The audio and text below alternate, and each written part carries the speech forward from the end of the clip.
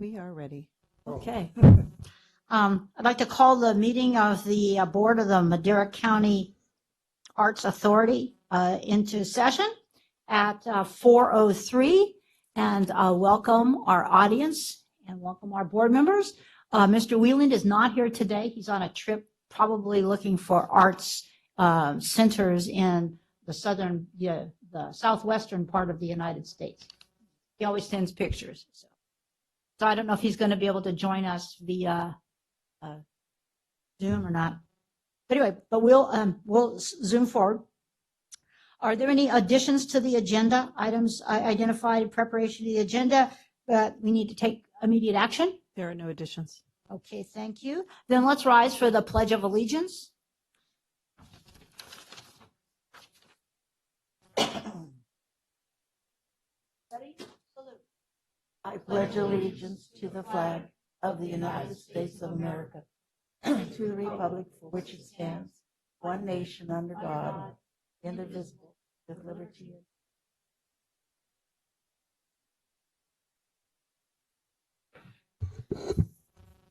Item number 3 is public comment. We've got a couple of people walking in here.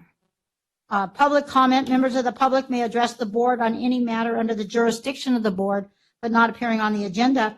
The board will not take any action under public comment. Do we have any public comment today?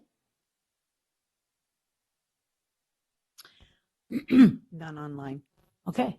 Seeing and hearing none, we will move on to the public session of our meeting. Consideration of the approval of the minutes of the June 27th meeting. Is there a motion to approve?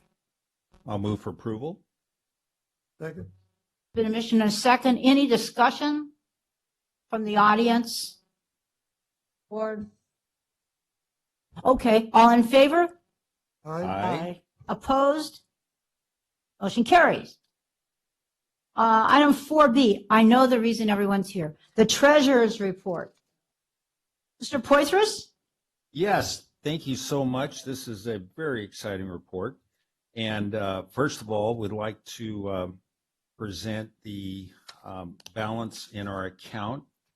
Today, it's $70,950.18. This does not include the payables that of $374 payable to Lozano Smith, as well as $514.88 to the Madera clerk of the board. So those would be payables, but our cash balance is $70,946. We do have as I mentioned, we do have a warrant in the amount of $374 payable to Lozano Smith from back in June.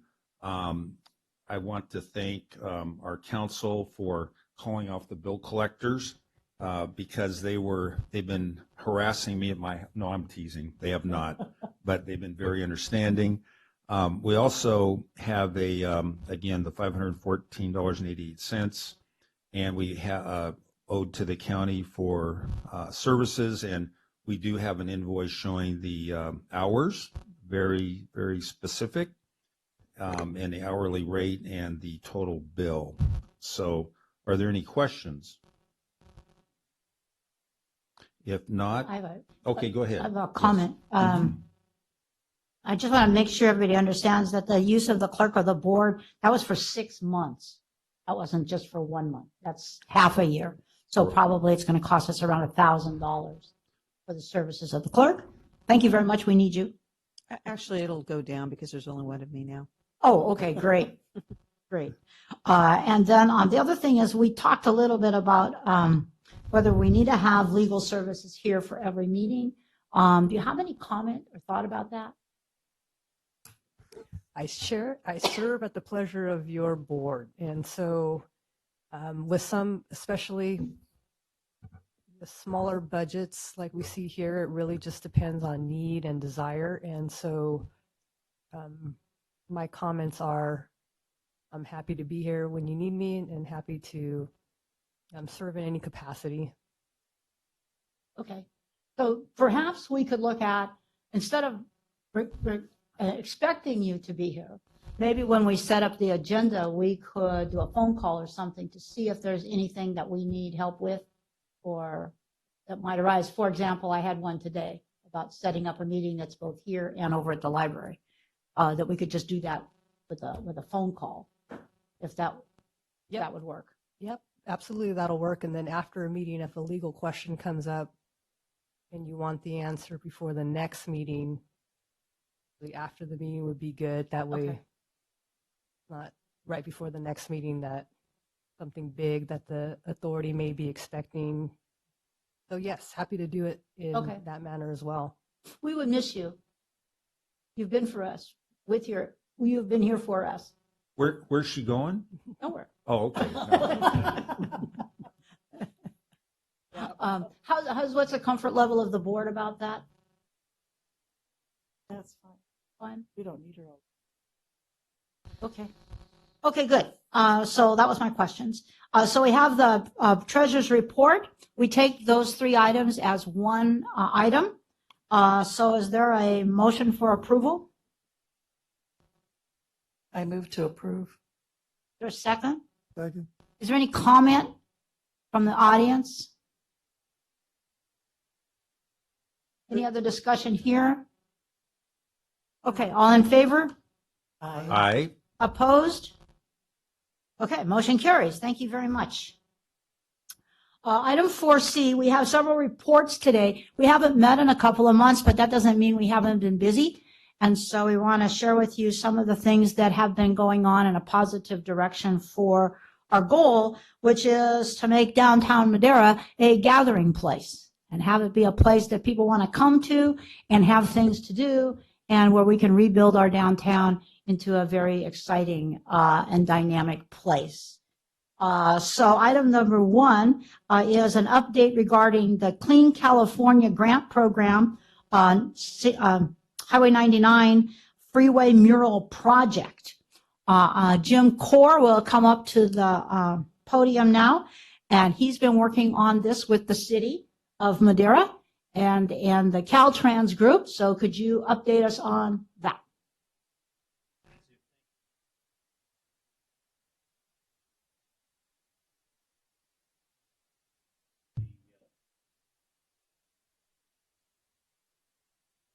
Push. There it is. And I've been working with the city and Caltrans to work on this State Road 99 sound wall beautification project. And we are in the final days of putting together a request for proposals from artists. And we will get that out into the world, and the artists will then submit an interest in the project, and from that we will select folks who we feel are worthy of moving forward on the project, and from there we will get that up onto the sound wall. It has a very interesting, I think I shared it with you a few weeks ago, that there's actually pieces of it that are going to be completed already with frames that will go up along with plantings and things. And then the folks that are chosen will then get that in.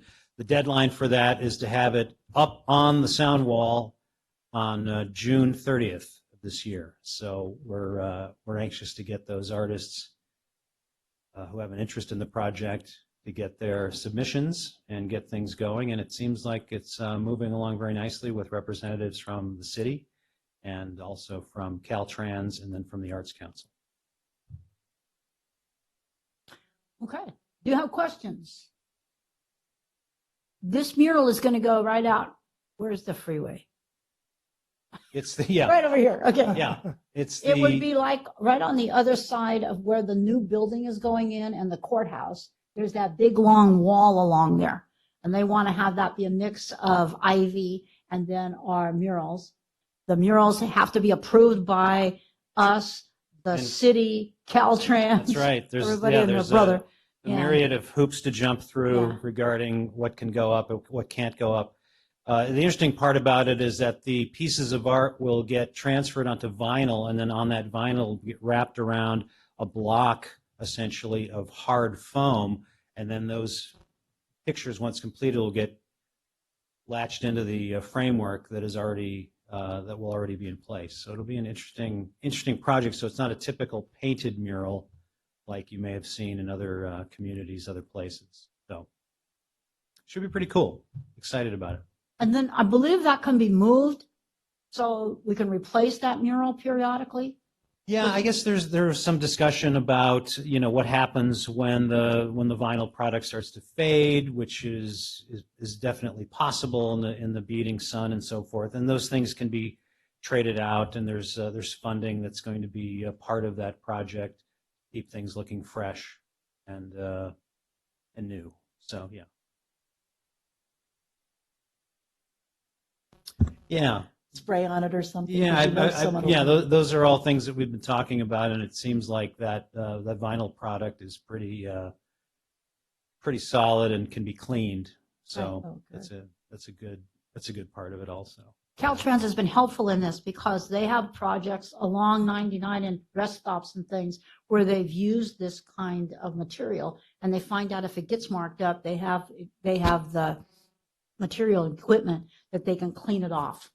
Oh, good. So it's not like where we've just painted a brick wall and then Right. someone paints over it. Yeah. It's all protected and cleanable. Thank you. Okay, thank you, Jim. Sure. And then I don't know if you might want to stay there. can.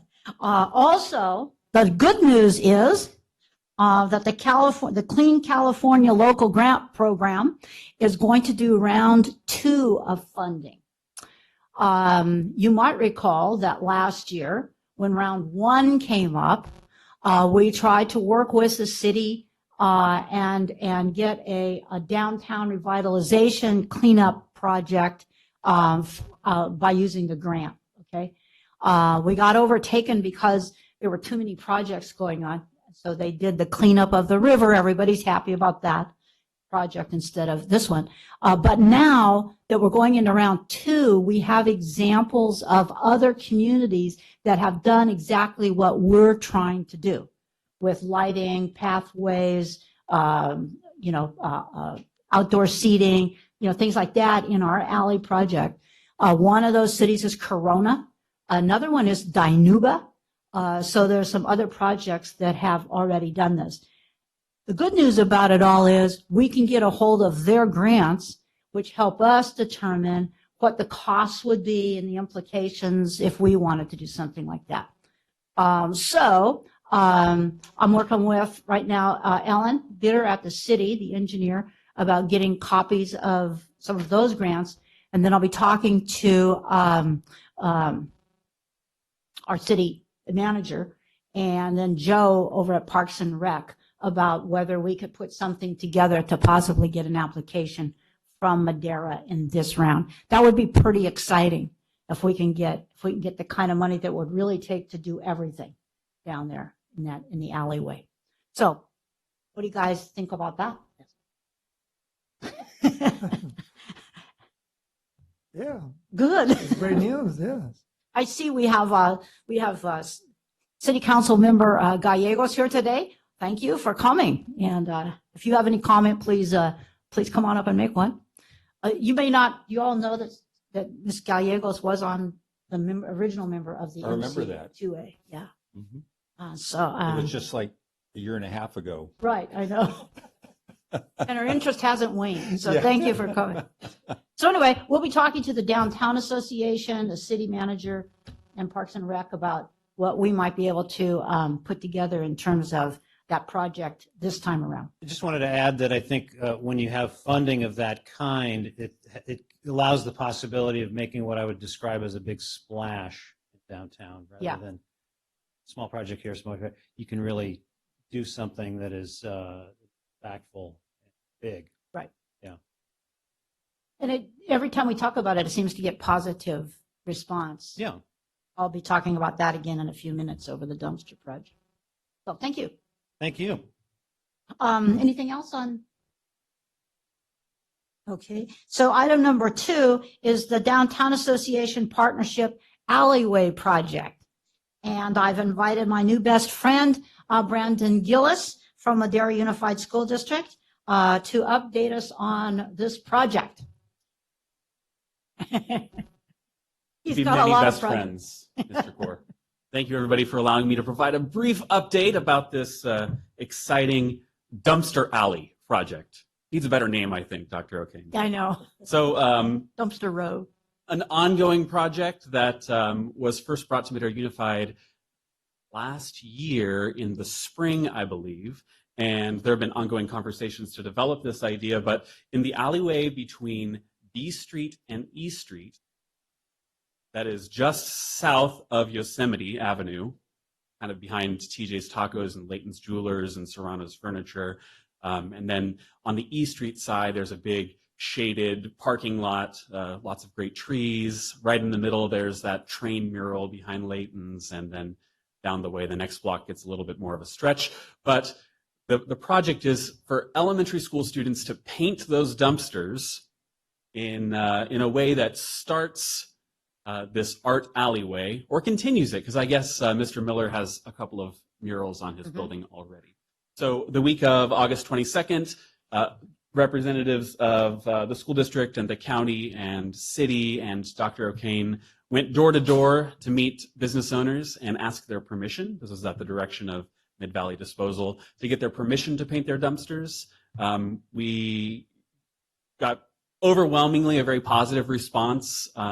Business owners seem interested in the potential that goes far beyond just a dumpster being painted. They see that this is a seed of something that could bring people together. And if you can beautify an alley and a dumpster, then there's great potential from there. Those contacts resulted in about 17 business owners agreeing to allow us to paint their dumpsters. That's about 23 dumpsters. We were looking for an initial 18, one for each of our elementary school sites to paint. And so we have the partnership of the business owners at this point. We'll continue to work with Mid-Valley Disposal on the logistics. There are some processes that the city would like us to follow potentially of getting permits or at least making a presentation to the city council about public art and permission to display public art. And then I think the great thing in the partnership with Mid-Valley is they've agreed to deliver brand new or refurbished clean dumpsters to our school sites so that they can be painted by students on campus and then put in place later. There are some requirements like the brown can or the gray one has to be gray in theme and the green one has to say something about composting. So we're working to figure out those little details to be in compliance with all requirements. Excited to take it from here. We had a very fun day walking, 2 days, 2 days. walking downtown into every store and meeting the little store owner or the person who works in that little store. It was really, really an interesting event for us. And in terms of our work as the Arts Authority, our mission is to work together. The whole project is about how we work together, the city, the county, the school district, and the Arts Council. And there we were, downtown, the city, the county, the school district, and the Arts Council, all going together to work on this little project. So it's going to be fun. I think the teachers in the schools are going to have a good time coming up with their designs, and it's giving us a chance to work through the process of what the city needs to know, in this case, what an agency needs to know, what the businesses need to know, get this done. So cool. I want to say the spinoff of, is there any comment? Any other? Mrs. Gallegos is excited for her students to be painting one of She'll those be a dumpsters. painter, right? Yeah. Painter. So, okay, so that then spins Thank into, you're welcome, into the next project, which is the update on the mural project. While we were downtown visiting, we were also studying the walls of every building off of Main Street. And when we identified one that looked like it belonged to whoever's store we were in, we were seeking approval from them to consider having a mural for their building. And we got very positive response around for that. And so it looks like we're getting some new spaces. We won't have to keep painting murals on Layton's. We'll be able to go a little farther with our mural designs. So that's sort of the spinoff of going downtown, was finding some places. Okay. I was minding my own business in another group event with somebody I work with on another board. And she said to me, you know what? We would like to have a mural in Madera. And it's CASA, the Court-Appointed Special Advocates. They would like to have a mural in Madera in a prominent place and a mural in Fresno in a prominent place. And they would like that to be somewhat student generated with ideas from the foster youth around hope. And then they would have a muralist take the students' ideas and create the mural outline. And then the kids would be able to come and help paint that. So it'd be a really cool project. And I said, well, she didn't know I was doing this stuff with the Arts Authority. And I said, I just happen to know somebody who might be able to help. And so I've met now with her and with the Fresno person who runs their cultural arts and mural district downtown. And so I think we're going to get resource help to actually be able to plan and do something like this. So we'll be looking for places for that kind of mural to go. So that was exciting. And then during the summer, we were contacted by a teacher from Madera Unified in the summer program. And she had a group of students who were doing mural art. And they needed a wall. And so Chris Miller at Layton's gave them a wall. And they designed and have put almost finished. I think they got stopped by the heat wave. But I think they're back at it now, trying to finish up the coloring in of their mural. It's really cute on the side of Layton's Jewelers. We've had others in that courtyard offer to do murals as well. So I think our idea of having murals in the alley is going to be well received. Then, Mr. Vallegos, you want to report on what you just told me about the mural on? Oh, yeah. Yeah, the owner of the building in the East Street. Yeah, East Street in Yosemite. The building burned up. The owner from Merced, I forgot his name right now. Forgot to write it down. So he was telling me that he don't want the mural, the little boy is over there. He wanted a different one. That will cover out the whole wall. So that's his concern about that. He said, no, not the little boy. I go, why not? And he said, well, it's better to just put one in for the whole wall. That's why he's requesting that at this time. Yep. And I told him to come over here today to the meeting, but he's right here. Come on to the. Please, Give us please come up here to the microphone, give us your name and address, and we are happy to meet you.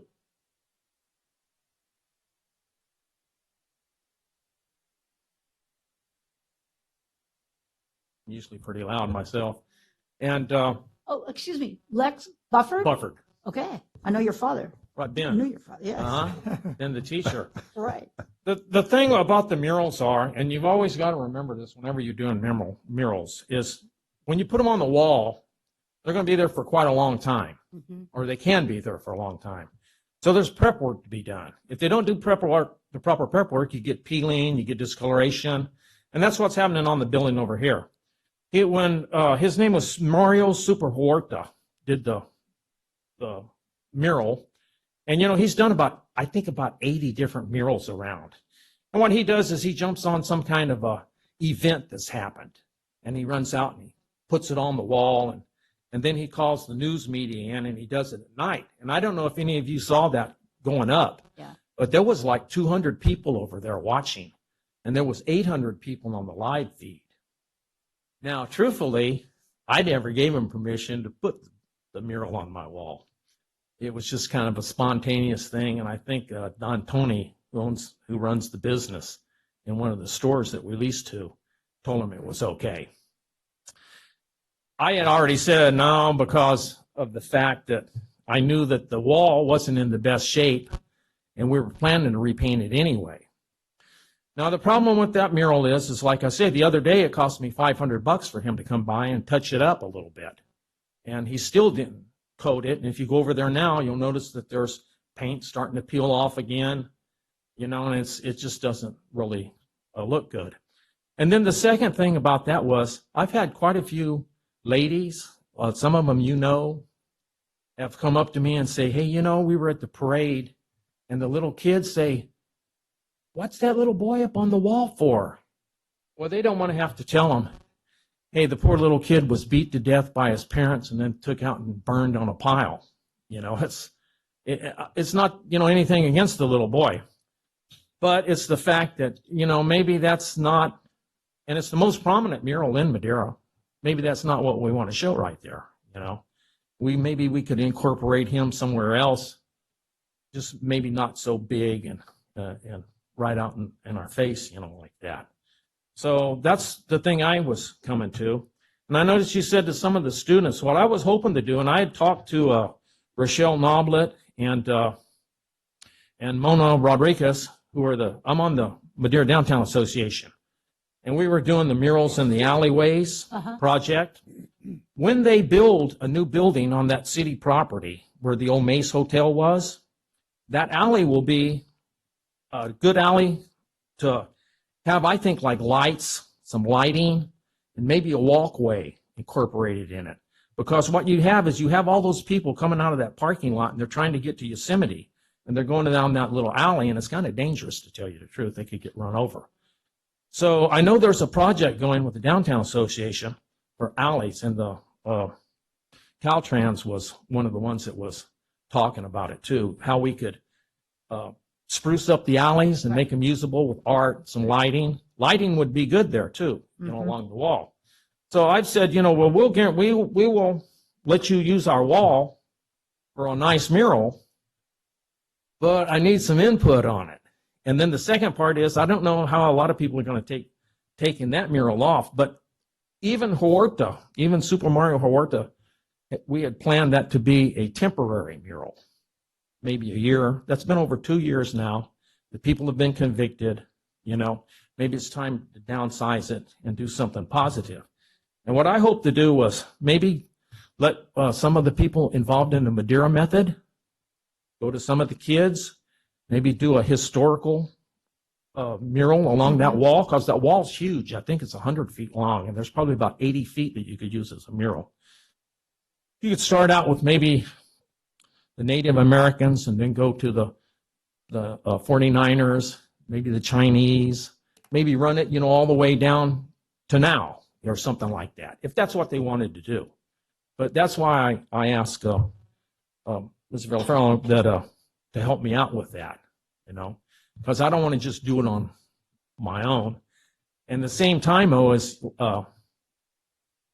I don't know that Super Mario, he has said that he will come down and do the art for free. He won't charge us for the artwork, But I think there was some funding I heard available for murals in Madera.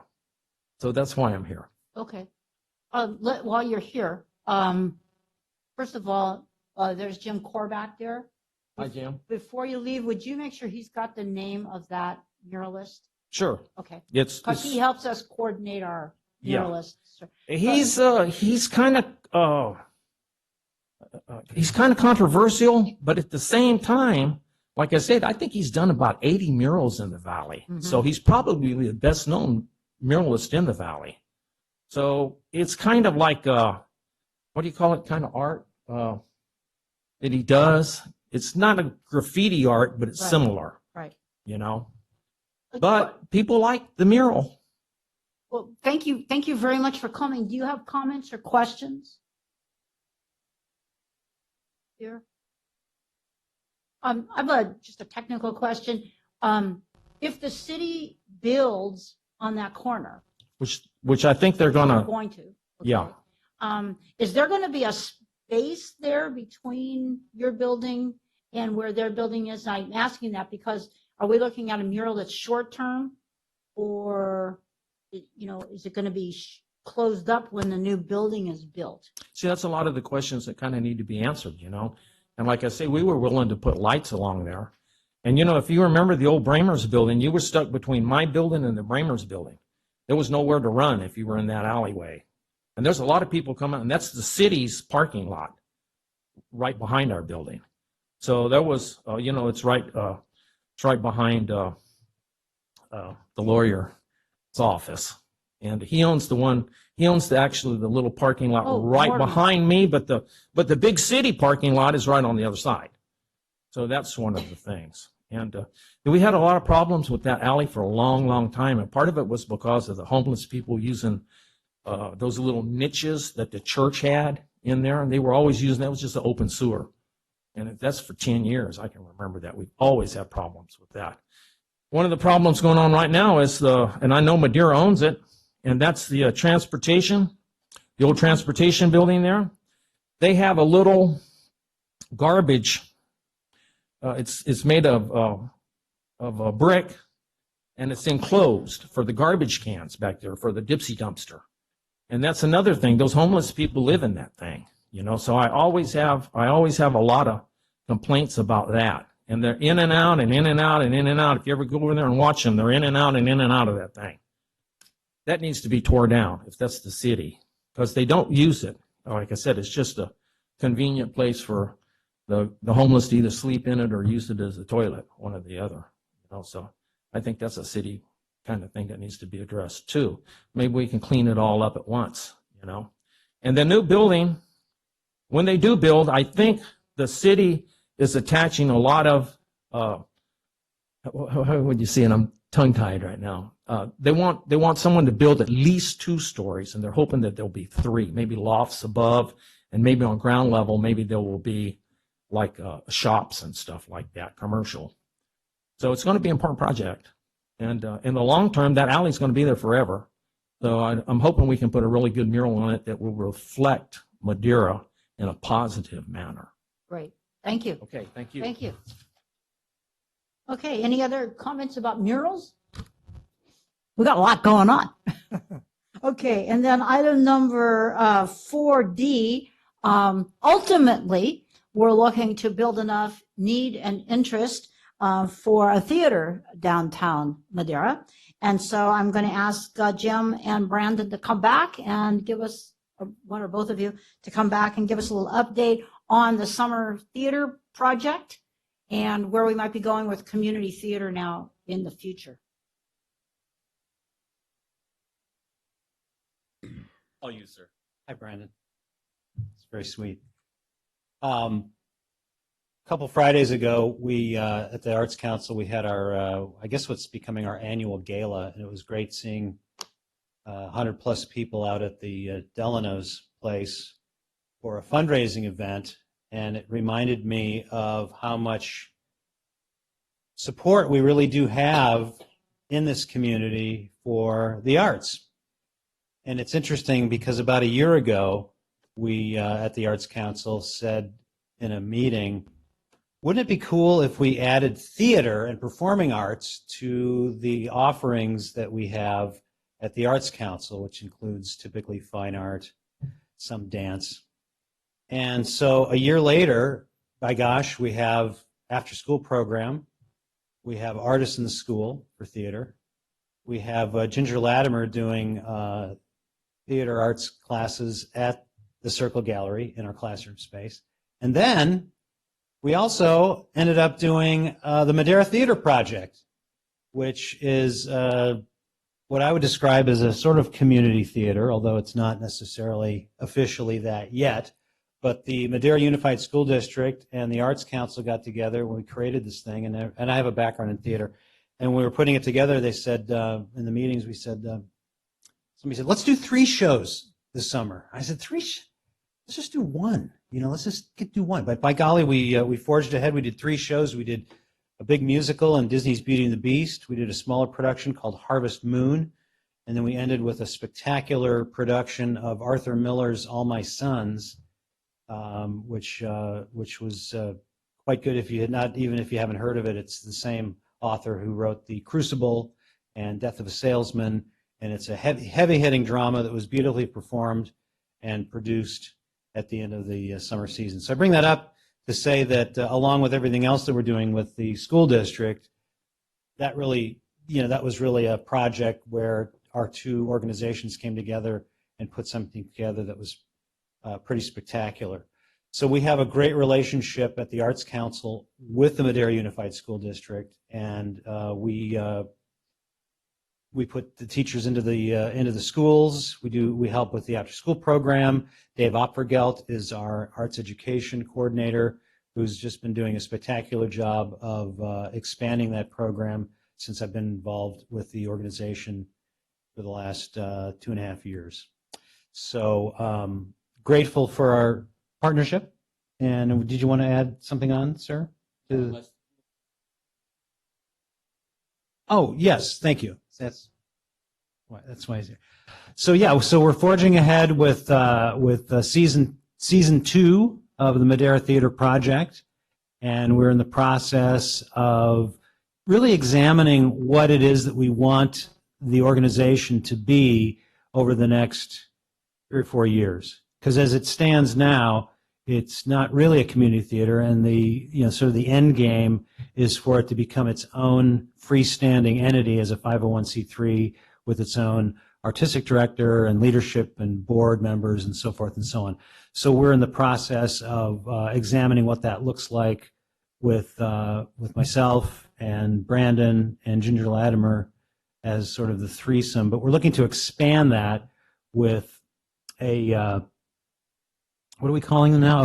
Advisory committee of sorts to get input from the community as to what they want to see with the Madera Theater Project and the shows that we're doing.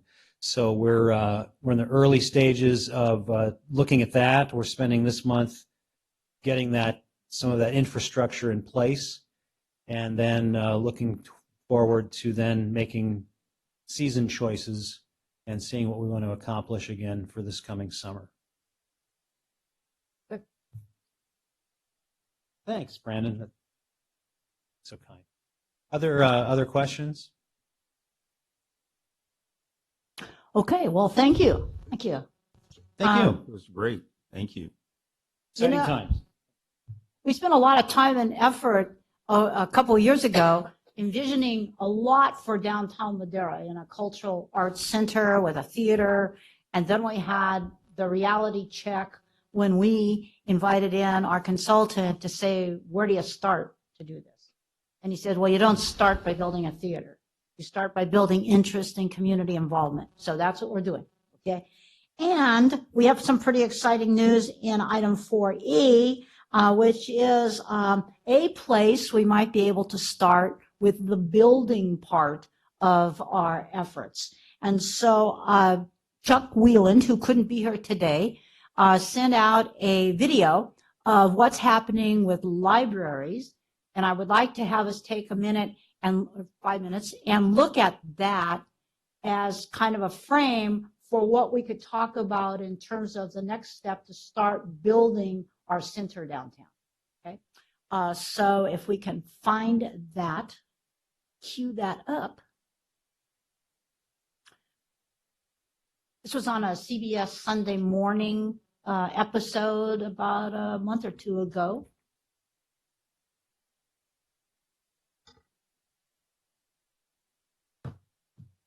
She had it.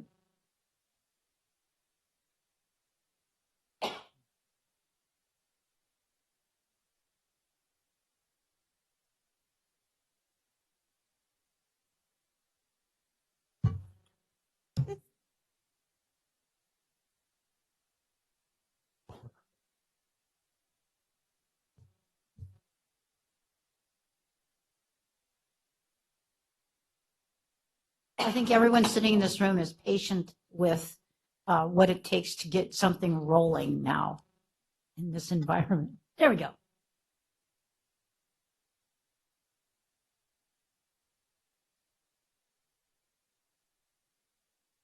We have our legal service.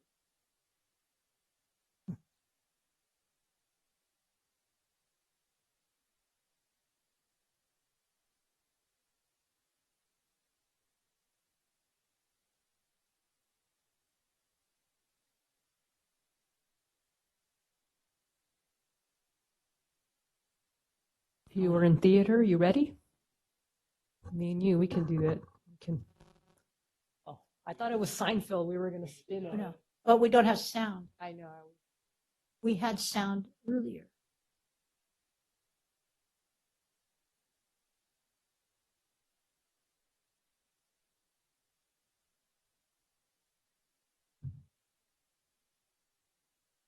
Hmm.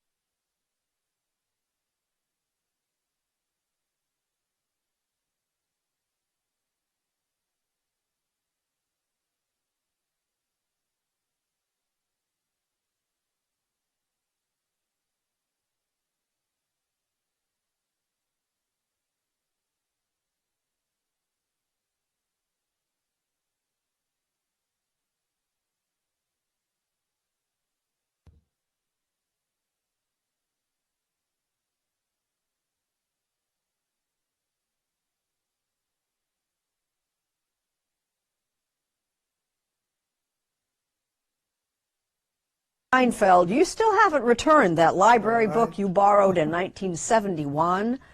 Prepare to be surprised by what you find when you do. With Connor Knighton, time to check out the library 2022. This you're not going to believe. The New York Public Library says that I took out Tropic of Cancer in 1971 and never returned it. Do you know how much that comes to? That's a nickel a day for 20 years. It's going to be $50,000. It doesn't work like that. If, like Jerry Seinfeld, you still haven't returned that library book you borrowed in 1971, prepare to be surprised by what you find when you do. With Connor Knighton, time to check out the library 2022. On a recent Monday morning, the citizens of Kanawha County, West Virginia, came to check out a new chapter in the life of an old institution. These are no longer warehouses of books. These are marketplaces of ideas. This is a community's living room. After more than 2 years and $32 million in renovations, downtown Charleston's public library reopened to the public. Inside, visitors discovered a brand new cafe, a tool lending library, an idea lab full of the latest technology. There was an excitement you could see and hear, which is exactly what the librarians were hoping for. Librarians from time immemorial, Are we beyond the age we're, of shushing? we're beyond the age of that, yeah. Erica Connolly is the director of the Kanawha County Library. From podcasting booths to computerized sewing machines to augmented reality screens, the facility has been updated for the modern age. So I tell you what I'm not seeing here. I'm not seeing a ton of books. Yeah, no. We have 3D machines, we have robotics, we have 3D pens. While there are still plenty of books, the redesign allowed the staff to rethink how they were displayed. It was more about the engagement, how we wanted our public to engage within the library. And it wasn't at the shelves. It wasn't just grabbing a book and then leaving. We wanted them to stay. Across the country, library attendance has declined at 21% from 2009 to 2019. But borrowing has actually increased. It's just moved online, as collections have shifted from physical to digital material. That's caused libraries to shift their thinking in terms of what might bring people through the doors. Good morning. Welcome. Good morning. Welcome. Austin Public Library Director Roosevelt Weeks begins each day greeting patrons as they enter the downtown branch. Hey, boss, what's going on, man? The 200,000 square foot building fills up fast. I mean, you've been open for all of 9 minutes at this point, and it's bustling already. It's always like that. People come to Austin's library to play board games, video games, games of giant chess. Alongside the actual books, there are Chromebooks and MacBooks to check out. The teen area hosts jam sessions featuring the library's collection of guitars. What do you think is the most unexpected physical item that you can check out at the library? Seeds. Seeds? Yes. If you want to plant a garden, we have seeds that you can check out. So that's not something you have to return, right? There's not late fees The on return seeds. is, come show us what you got from your garden. When Austin's Central Library opened in 2017, it instantly became a community hub. Visitation increased in subsequent years. Were you here on opening day? Oh, gosh, I was here. It was one of the most glorious days of my life. You know, we had 17,000 people waiting to get into this building. The building itself is part of the draw. Bright and open, full of spaces to lounge and meet, modern libraries are attempting to meet the needs of today while staying flexible for the future. More and more of these libraries are being built so that they have very open floor plans. And I think part of that is that vision of long term. We don't know what the next thing might be. Miguel Figueroa is the former director of the Center for the Future of Libraries.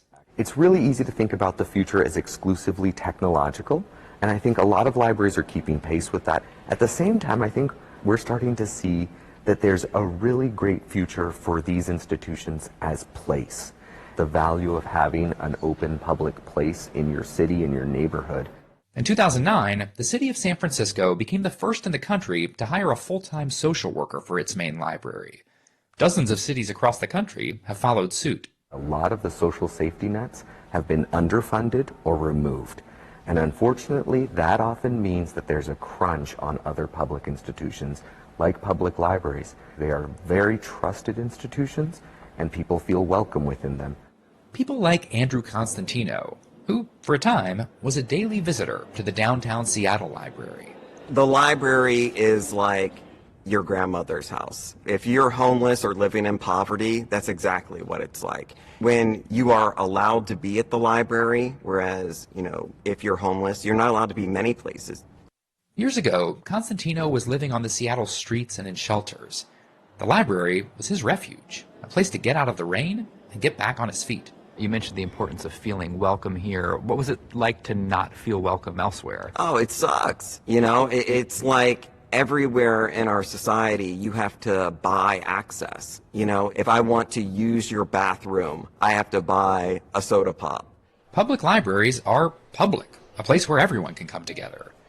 In one room, recent immigrants practice English. In another, the upper left-hand corner of your first-time computer users learn how to navigate the internet. The internet, an always-on, limitless hub of information, didn't replace libraries. It may have made them more essential. The side effects of some of the technologies where we do become so focused in on online information or online discourse that we forget how to connect with other people. Libraries retrain you, I think, to be a member of a public, to be part of the civic discourse. While COVID made those connections challenging, most libraries closed during the height of the pandemic, there's been a recent slew of grand openings. Newly renovated libraries have popped up everywhere from Clinton, Michigan to Fayetteville, Arkansas, from Spokane, Washington to Washington, D.C.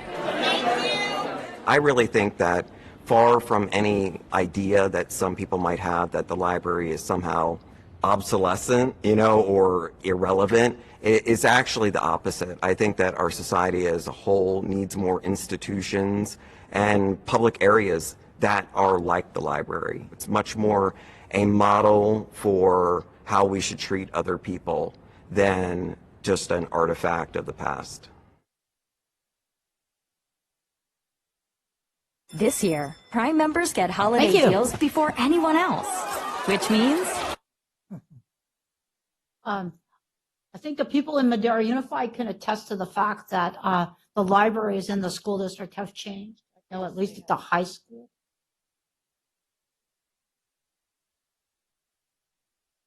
Just the seating, there's no hard chairs. Everyone, can just kind of sit comfortably and look at books and get online. The libraries in the school, at like the high school, had become meeting rooms. So this group or that group had meetings in there. They weren't places where kids came and gathered at all. And so I remember when Todd Lyle, the superintendent, was at South High, and he came into the Arts Council and he said, we've got to brighten up the library at South High. The whole school looks like a prison. But we should do student work so that kids have a reason to come in. He was envisioning a different kind of use of the space. And now they have that. Now kids can come in. It's not the place that's isolated where you just go with your class to pick out a book or something. And I think you're doing that in all your schools. Yes. And we have the Madera method in South. Yes. That one end of the library has artifacts, and Bill Coates going to work in there for students. We don't have a place like that in Madera that is a civic gathering place. And I think that's what we're trying to build in the downtown area. So Mr. Poitras and I went to visit with Mr. Varney, the county administrator, to talk about maybe a next step for us in terms of the building part of what we're trying to do. You want to mention a little bit about what we did in that meeting? Yeah, we were talking about the government center, the old Lincoln School, and the opportunity to demolish it at some point. And but Jay was talking about he'd like to once something is demolished, that it often attracts the homeless. So it'd probably be better to wait until we actually get some plans, but to actually phase a type of development, because you look at something that's $60 million and how is that going to happen in Madera, but to phase it and have like an amphitheater type of presentation or stage, maybe that's into the ground a little bit, and then you have a some type of enclosed area where events could take place, and then with the old library, actually convert that into a like an arts type of center as well. So connect that with I think we kept referring to it as a new library. And it's only been around since what, 1967 or 68 Mr. Gillett or said, something. "Oh, there's a new library." Yeah. I said, no, for Yeah, us, that's it's- the new library. Yeah, compared to the one that was built in what, 1915 or something. So, but yeah, to again make that whole area coordinated, have a like a cafe, coffee area, and perhaps even the area between the old library and the middle-aged library, maybe some type of a garden or something, community garden where people can plant things. So, I mean, there's a lot of ideas, but the idea again is to phase. It's the P word, phase the construction. Any other thoughts up here that's ringing in your ears as we take this step? I would like to ask Mrs. Unti, do you want to she came to the meeting when we had with Mr. Varney. Do you have any comments you want to share about this?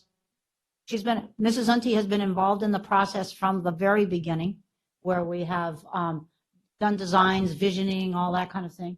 And now if we want to consider what our first step in building is, do we want to consider this as something we can get behind as the Arts Authority? So. I think you're not on.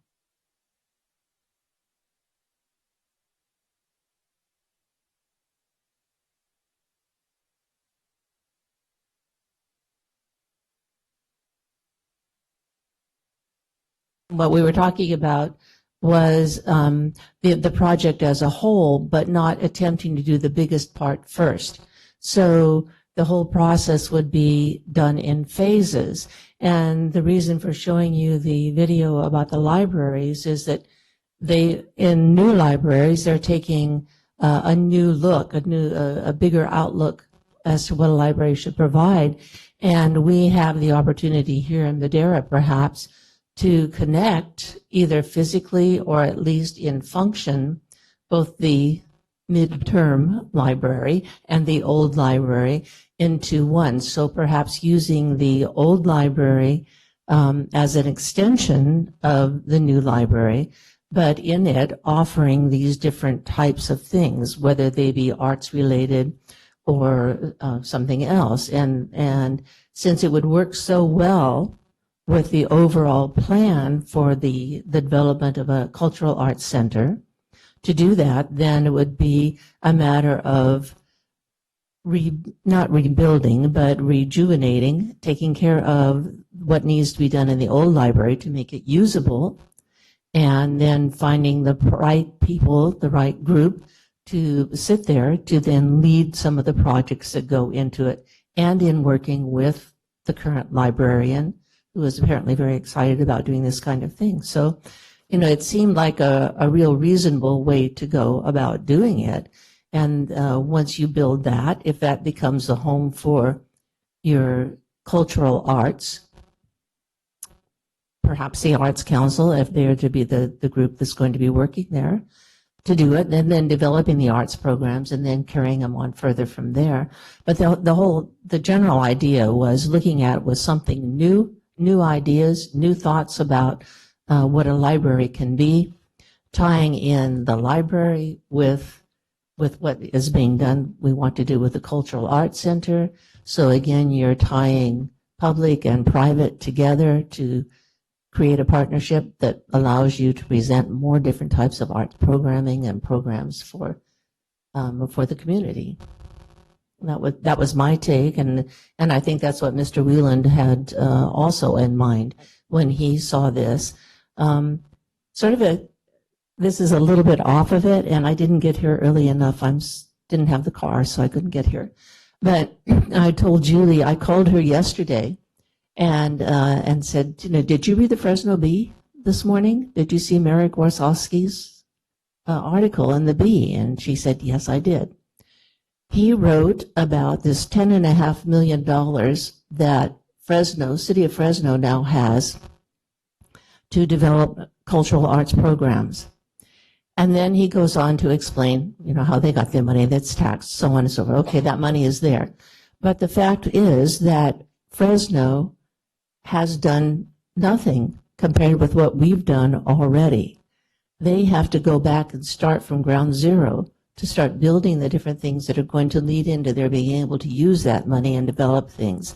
And I thought, it's time for people in Madera who've been involved to pat themselves on the back and say, maybe it's taken us a while and it's going to take us a lot longer, but we're certainly doing things in the right way, and we're way ahead of where Fresno is as far as our outlook and our planning is concerned. So that's kudos to you and to all the different people who have been working on that sort of thing. Thank you. Other thoughts? Please.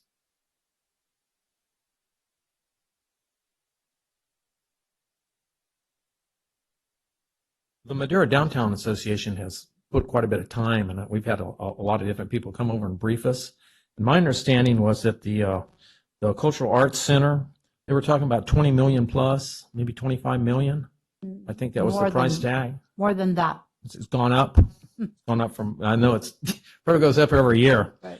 And that was one of the things. But I think the library, I think that you would be able to get funding for the library a lot easier than, right. I think that would be really a positive thing to go with it.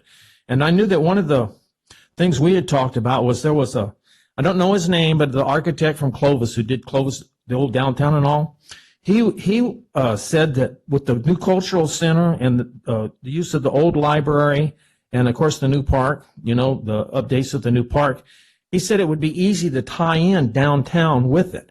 Right. So the whole idea was an expansive thing. So it really takes in the old downtown and the cultural center, and I think it'll bring the property values up all the way around. So I think you would have a reception from the owners, the property owners downtown. I don't think you're going to have any hassle out of them. The only second thing I was going to say was, I think that the old library, if I'm not wrong, it's on the National Registry of Historical Buildings. We put it on the local Register of Historical Buildings. Okay. Because it's going to need to have some kind of elevator, so it'll need to have some work done on it, and we wanted to have the freedom to be able to do that. Right, and that was my understanding. The point that I was going to make was sometimes I hear if you do on the National Registry of Historical Buildings, you have quite a bit of that word I was looking for earlier was stipulations, I think. Right, and that's one of the issues with the museum. Right. Is that because it's on the National Register, which is beautiful, but now it's not accessible. So I'll speak for the Downtown Association and say that we're totally behind you, 100%. Thank you. Thank you. Can you flip up the pictures of the old library? I have I guess there's a model that says, if you build it, they will come. And so we went forward with this rather grandiose vision setting process in the community, where we let the community dream about what could be. And they dreamed about what could be in terms of a big performing arts center with a theater in it, and all of that in the old government center. But it's all good until you look at the price tag. And then you have to look at the fact that not everybody knows what you do in a theater. And so you have to build interest and involvement in the community. So starting over with being able to have agreement with the county to start on the old Madera County Free Library, which is right here on Main Street, is a jewel. And being able to start there would be great. And then we had really thought about the connection to the new library, which I think the mid-century library, which I think is going to make us a good start. And from what we heard from Mr. Varney, he's had a feasibility study recalculated, that's something that would be in a price tag that would be doable in our community as a good first step and good first place to start. So this is what it looked like at the beginning, and it still looks like that. And this is what the old librarian looked like. and in the library. Every time we take Madera people into that library, they remember where they sat, where they picked up their books, and the smell and taste and everything of that library. That means that people will spend money helping us renovate it. I think we'll be able to do that. So this is what we envisioned if we remodel that library as the exterior. It has 2 floors in it, about 5,000 square feet, and this would be the front view of it. What I'd like to propose is that we see if next month we could take our group over there and look at the new library, meet with the librarian, and visit the old library, and so you could all see what it looks like, and we can invite others to come along with us and kind of see what the space looks like and begin to think about whether this is the kind of thing that we could put ourselves behind to support to take the next steps. So would you folks like to do that? That'd be great. I was just going to make a suggestion, though. You talked about people who have been to the old library and they'd be willing to give money. We better hurry up because we're losing those people every day. We're on a timeline. How true. True. Right? Right. Then we'll be looking to Mr. Gillis's generation to help us refurbish the mid-century library, because that'll be the... Anyway, okay, so then that's great. Anybody else have comments that they want to share about this little project? I'll be inviting the Arts Council board members to come, Jim, so we can work on that, because we have new members who haven't had a chance to look at it yet, and we could envision together. If members of the Downtown Association want to come, we can invite them as well, so that'd be great. And I know the Downtown Association is working on a plan for the whole downtown area. This to me is just perfect because it puts the east side and the west side together in the center of town. So whoever planned this town had it right. Our downtown is in the center. We can bridge over the railroad tracks just pretty easily, and we can make us all have a gathering point for our whole community. So I think that's great, and I also think that that's what people look for when they're looking to move into a community.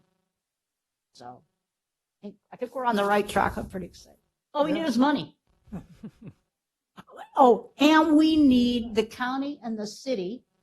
We need the county and the city to both work on their general plans to make sure that this kind of thinking is incorporated in your general plans. I know that both the city and the county are using our DOMA plan as they think about renovating Main Street, the park area, and buildings and things like that. I know they're using those, but we want to make sure we get the right words in our general plans, because when money comes available, we want to make sure we have that in our plan. Okay, I'm pretty excited. One comment, Chair, that I will add here is, since the board is going to be taking a field trip and a majority would be there, then you will have to have that second location on your agenda for that day, which would be the library. Okay. It sounds like, and the county would be able to partner in posting the agenda under the right requirements and such. But just a note about the Brown Act and taking your meeting in that direction. Thank you. Lawful with proper noticing. Okay, thank you. So that's important for us to remember. Right. Any other thoughts? Any other reports from staff? Our next meeting we'll plan for the 4th Monday in October. And hopefully we'll be able to set up to take our tour and then meet our librarian. So if there's nothing else, meeting adjourned. Thank you. Go forth and develop plans.